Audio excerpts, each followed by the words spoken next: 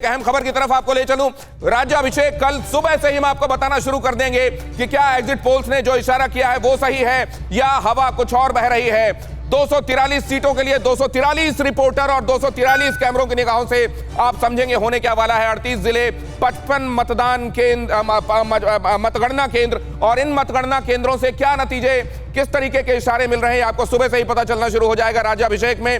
और tune in किए रहिएगा TV9 भारतवर्ष, क्योंकि सबसे पहले सबसे सटीक जानकारी आपको यहीं मिलेगी। बिहार के नतीजे, हम चर्चा ये कर रहे हैं कि बिहार के नतीजों से क्या देश का मूड भांपा जा सकेगा और यहां से सेट होगा आगे क्या होने वाला है। बिहार के नतीजों पर क्यों है निगाहें, देश पर होगा कितना बड़ा असर, हम इसकी कर रहे हैं चर्चा।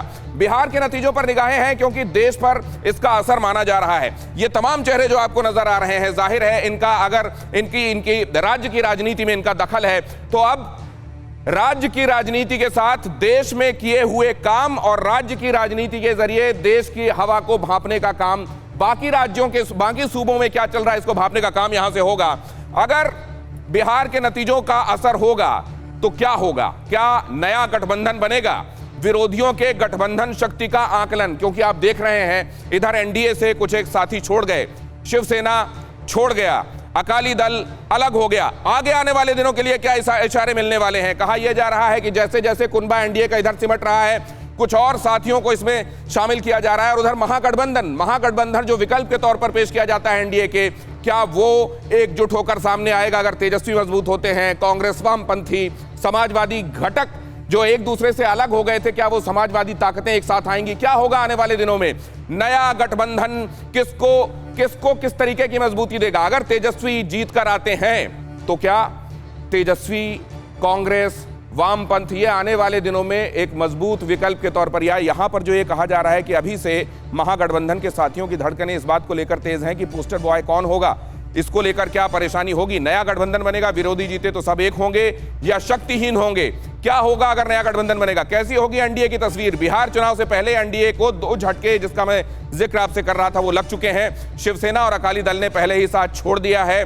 किसानों के मुद्दे पर अभी सबसे ऑफ लेट अकाली दल छोड़ने वाला, उसके पहले शिवसेना। बीजेपी के रुख से एनडीए का भविष्य, और बीजेपी को कितना उसके विकासवादी मॉडल को, क्योंकि प्रधानमंत्री ने चिट्ठी लिखकर खासतौर से कहा था कि जो विकास की योजनाएं हैं वो अटके नहीं और लटके नहीं, इसके लिए खासतौर से आप एनडीए को वोट दीजिए। तो जाहिर है बहुत कुछ तय होने वाला है।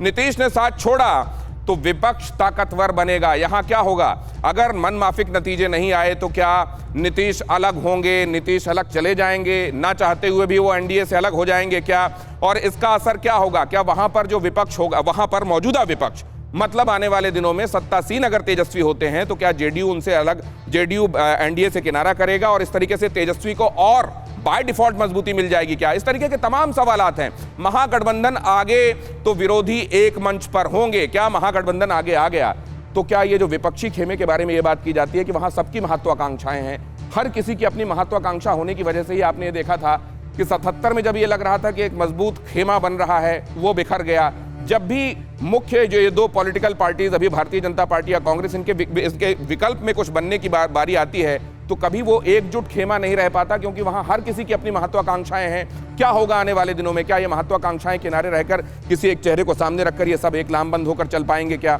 या वही जो पहले इतिहास ने दिखाया है वो एक बार फिर से दोहराया जाएगा। एनडीए के पक्ष में चुनाव तो और पार्टियां जुड़ेंगी क्या वो पार्टियां जिन्होंने ये भांपा कि अब एनडीए शायद धीरे धीरे इसकी जो वो प्रखरता थी वो कम हुई है, जिनका ये आकलन था वो सही था या गलत था, वो क्या आने वाले दिनों में फिर से अपना पुनर्अवलोकन करेंगे क्या।